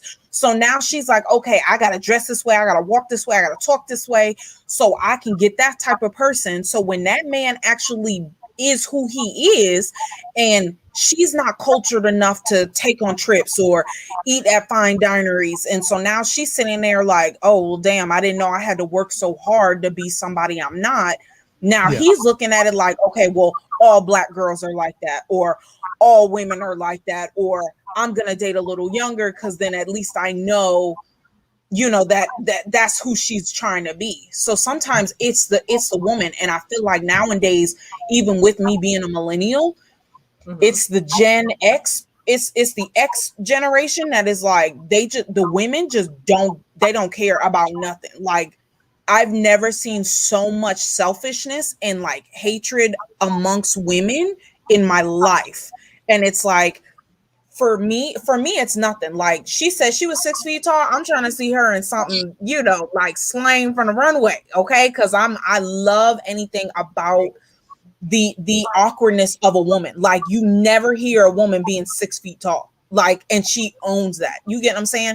But in this younger generation, they're like, oh my gosh, she's 6 feet tall, like she's a clown. Like they take it and they like bring her down. So now it's like, okay, are you hating or are you It's that look at me like in the generation. crowd, because Yeah. a part of you, Mhm. it's like a part of you is just like, no, you really want to be happy and be like the fact that, wow, she's really 6 feet tall and she's beautiful. But on the outside, you're making it seem like, okay, no, she's 6 feet tall and she's a clown. And that's what a lot of these girls are. They're like, they're saving face. So when they get people like Lango, or when they had people like Linton, it was like, you know, they fake the funk. So yeah, you might be a funny guy, and yeah, you might be, you know, you might be yourself, but it be the women too. It really do be the women. I've actually known girls who reinvented themselves with every single guy they dated. They became Wow. what they Chameleons. thought he wanted What? in every That's- single relationship. They're And relationship chameleons. That's what they call listen, them. and I You had can't the be same trusted. friends be like, "Well, you can't do this." I've had friends give me advice, and it was before you become comfortable with yourself and sure of yourself, you'll go to your friends and be like, "Well, I don't understand what happened, and I don't know why this guy didn't like me, or I don't know what happened or what went wrong." Yeah. And I would have friends be like, "Well, you can't do this. You shouldn't have said that. You shouldn't have said this. You shouldn't have." And I'm thinking to myself, "Well, all of these things are me. This is my personality." Mhm. And they were like, "Well, guys don't like X, Y, and Z," and I'm like, "Well, then they don't like me." This is Right. what I Facts. That's explained to something one I of had my to friends, learn. like, I recently learned that. yeah, but they used to be like, "Well, you got to do this, this, and this," and they would be describing themselves, and I'm just like, Mhm. "Listen, I can't be you. I won't get far trying to be you. Thank I have you. to be myself, and they're gonna have to take it or leave it because I can't put up this front that people want you to put up forever. Right. This is Mhm. who You you can't are. maintain that. Right. Right. This is And who it's you are. tiring. It is. Like I Like, see you did all that for what? hard. Like I see girls go so hard, and I'm like, you have to be yourself. Work on yourself, like you said. Work on Yeah. yourself. Yeah. Work on yourself. Know who you are. Like you said, travel, get cultured, go. Find what you like to do. Find a hobby. Find what you love. That's how I got into writing even more. Writing became like therapy to me, and I Yeah. did some of my best work. Yeah. Like, and honestly, and I am a big advocate for it. Go to therapy. Yeah. Yep. I'm already there. You there? Oh, you're doing therapy, Lingo? Yeah. How about you, Tashana? I am actually looking for a therapist right now. Okay. But I am a big advocate for going to therapy because you have to work on yourself. Even if you think nothing is wrong, maintain that. Find You tools learn a for it lot. when You something does learn a come up lot. in life. What are you saying, Lingo? No, I said she's definitely right. You'll learn a lot about yourself. You don't necessarily have to be like in this broken state to go to therapy. Mm-hmm. My therapist told me, and if you can, get a black therapist. I'm Mm-hmm. just going to Yep. say that because it's like I'm not trying to make it about a race thing, but it is kind of But about it a race is. because they can relate to you more. Okay. There's They can certain speak your cultural things language. they can relate to. Yeah, because my therapist said basically all black people deal with so much that we all should be in therapy. We deal with so Yeah. much stuff and we kind of just shake it off, but we deal with a lot. So that's what made me kind of seek out therapy, and it was a part of my process. When I got out of my relationship, I felt a lot of what Karima was saying because when you're in a relationship that long, Mm-hmm. mine was like 6 years, so it was like it took me like a year to kind of really come to realization like, yo, this is done, like it's over. And then after that year, it took like another year for me to like I was just doing this analyzation constantly in my head, like, where did I go wrong? What did I do? What did I do? You kind of psych yourself. You start blaming yourself. You're like, Yep. damn, what did I? And then I started to realize that one of my biggest mistakes, and it was one of the realest realizations I had to come to, was I sacrificed so much in terms of me not being my genuine self. Mm-hmm. And I Right. promised myself with the next young lady or whoever I talk to, I was like, you're gonna get 100 authentic me. I'm not I'm not doing it anymore. Like I am who I am. If that's who you fall for, that's who you fall for. But if I have to stand on this hill and die alone, I'm with it. Like I'm let's with see it. where it Right. goes. So and So you one got thing, like I always because I follow Karima on Instagram and it's just that one picture that she has that always I love that picture. It says a shooter and his old lady. You know what I'm talking Oh yeah, but That his picture always the made me shooter and laugh. his old lady. Yeah, Oh, the shooter Yeah, and I his was old like, lady. now that's love right there. yeah.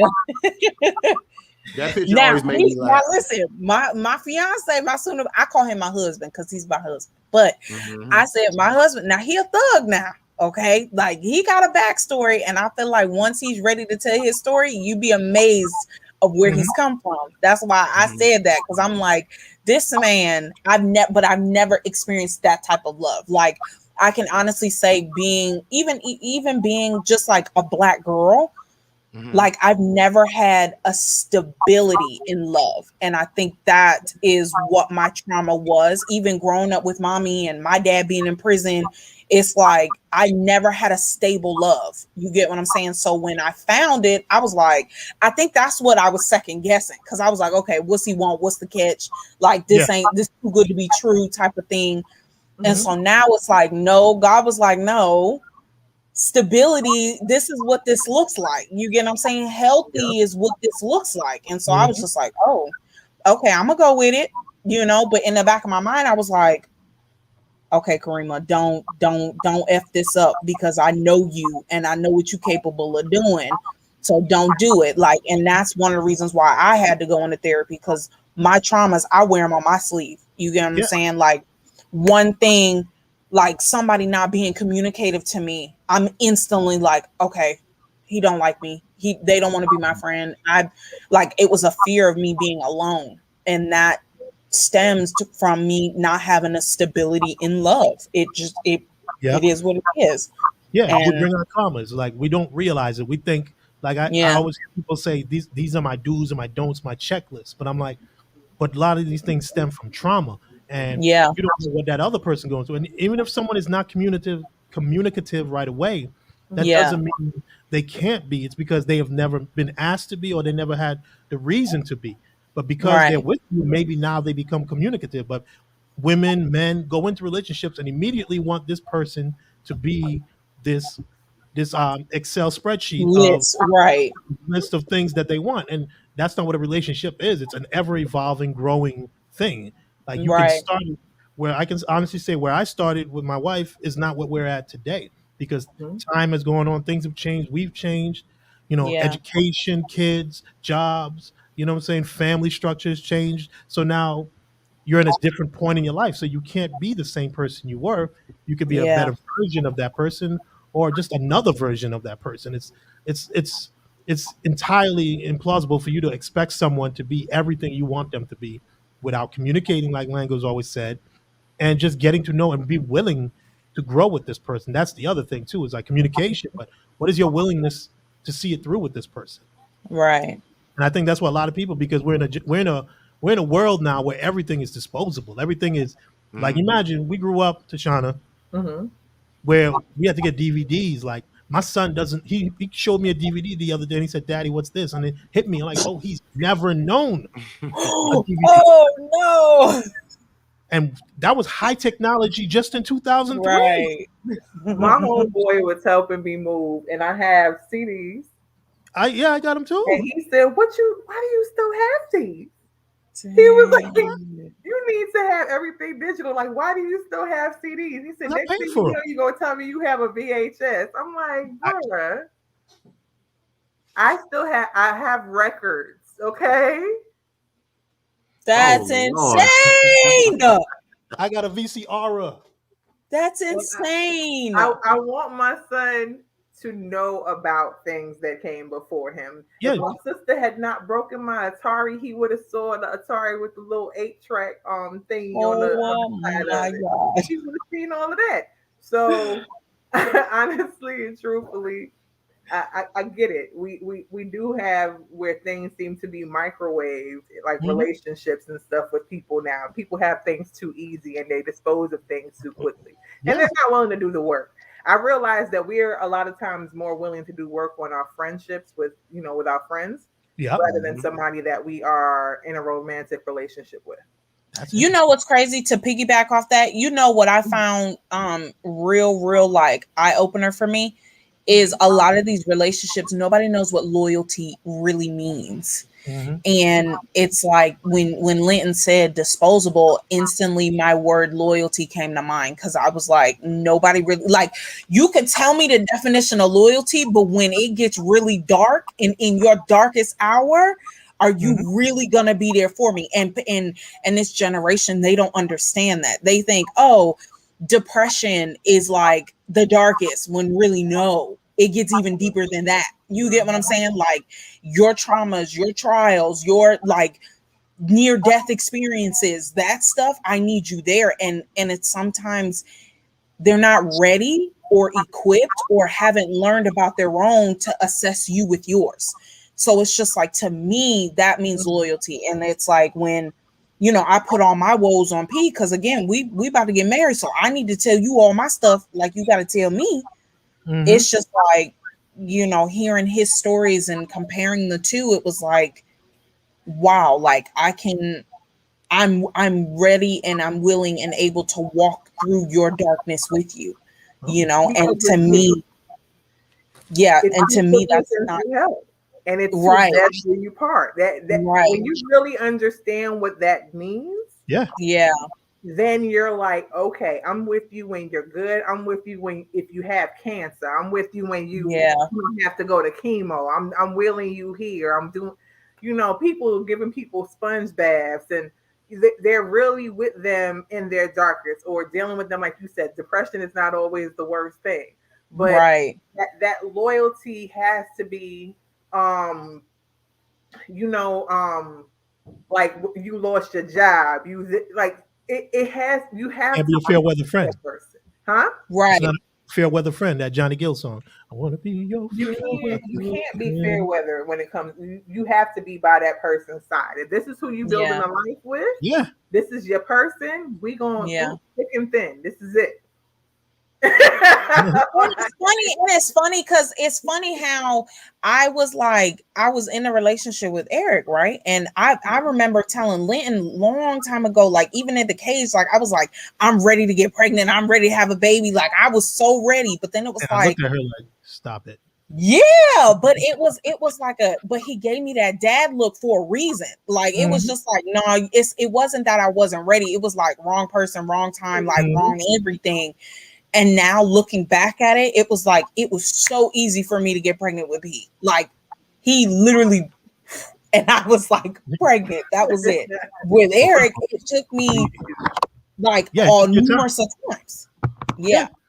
Yeah. Like, that's how you know.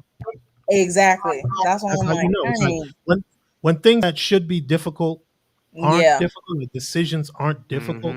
Like you look at it like, well, this is what we have to do.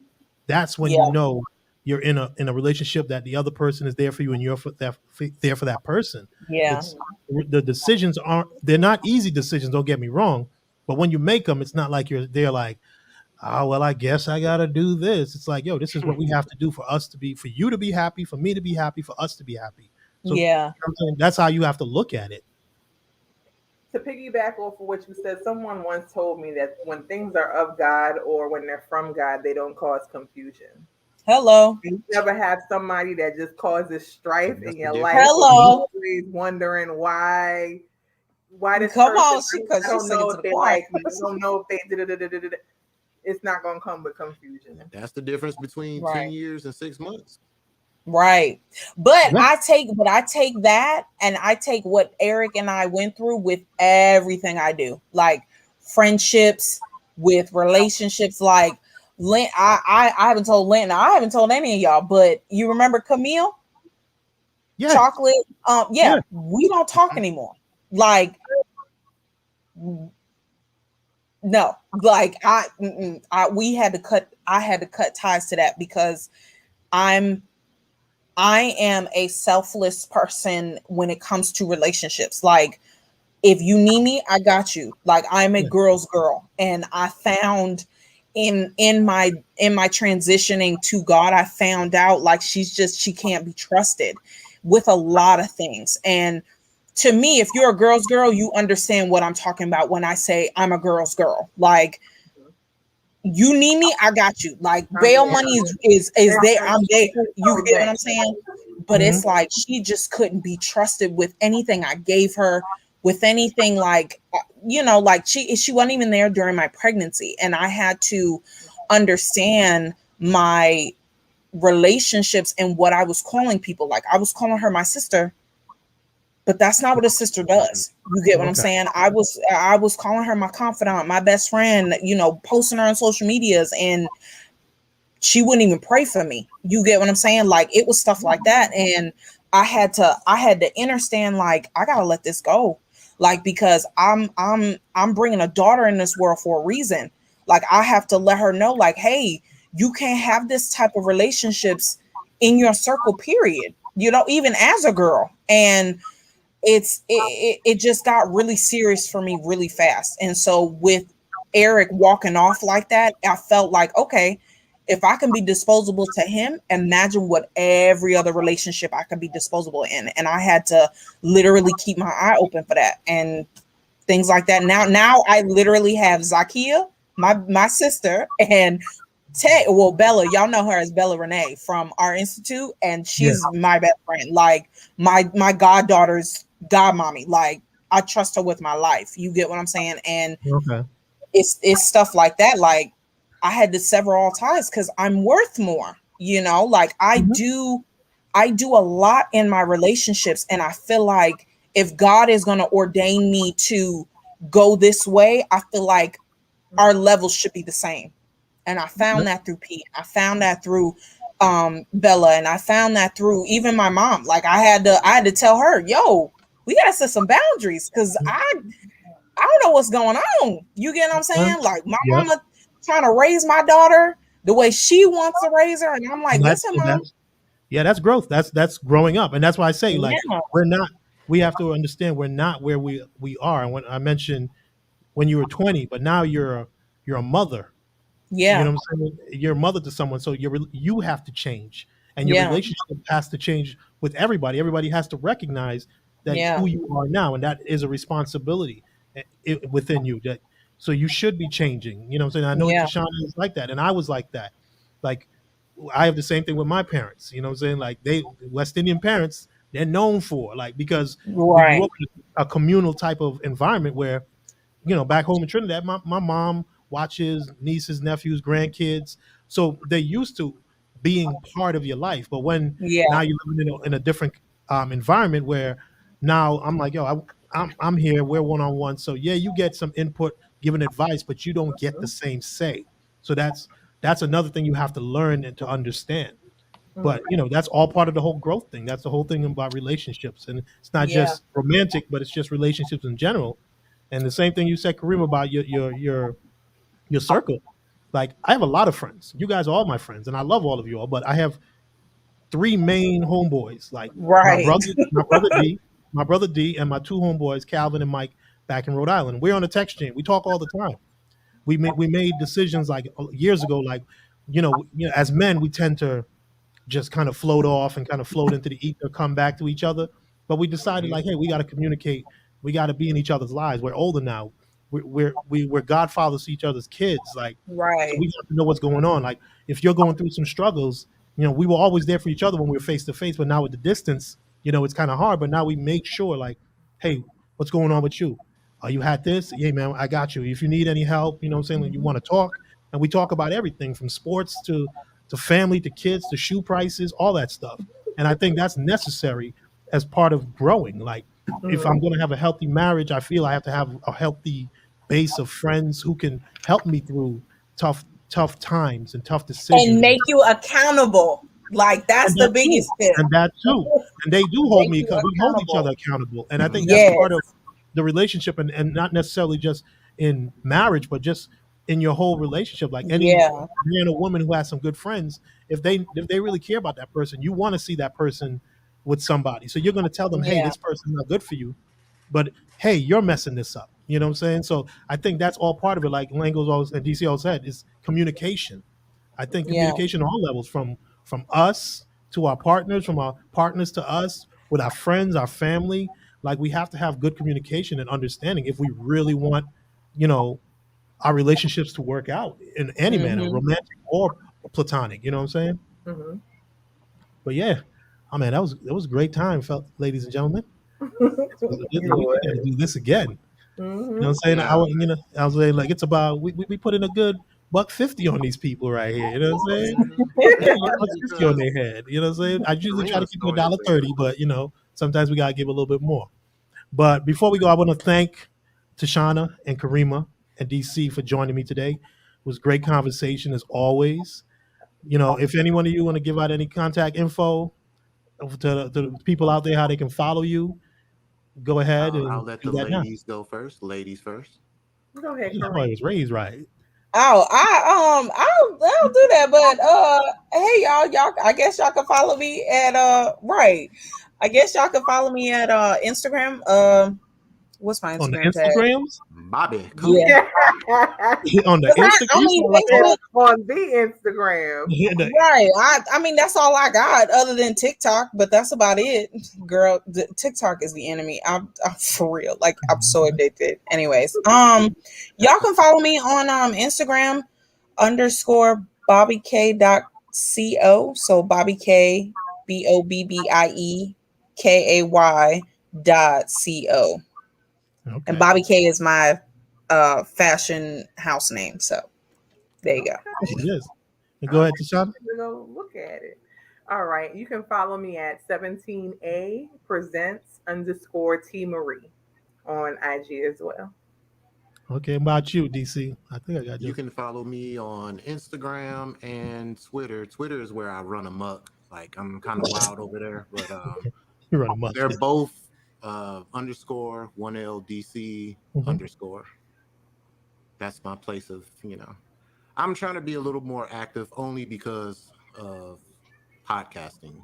I don't really outside of that, like if you're trying to come see like me having fun, you won't. So it's strictly business. I keep it strictly about podcasting. So but come on over. We'll welcome you in. Water's fine. All right. That's dope to hear. That's dope to hear. But before we go, I want to thank everybody for always. Shout out to D Felix Photo. God bless you, man. He put up, yeah, he did my shirt.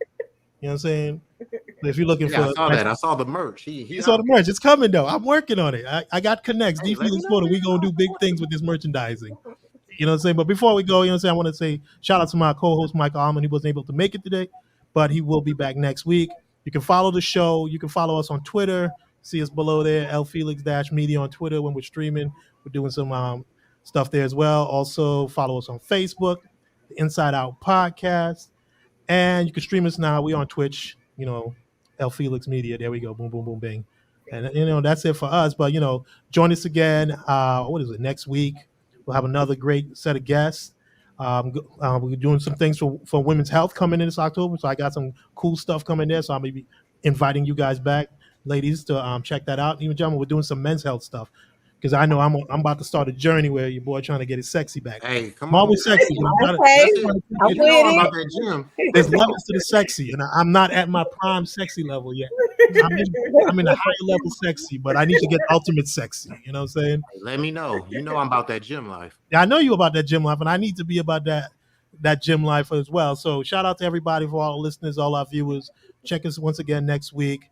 Thank for Tashana, Karima, and DC. Thank you for joining me today. Interesting and great conversation as always. And just want to say peace, love, and hair grease to everybody. Dating myself, I know, but I love to say it. Peace. Bye.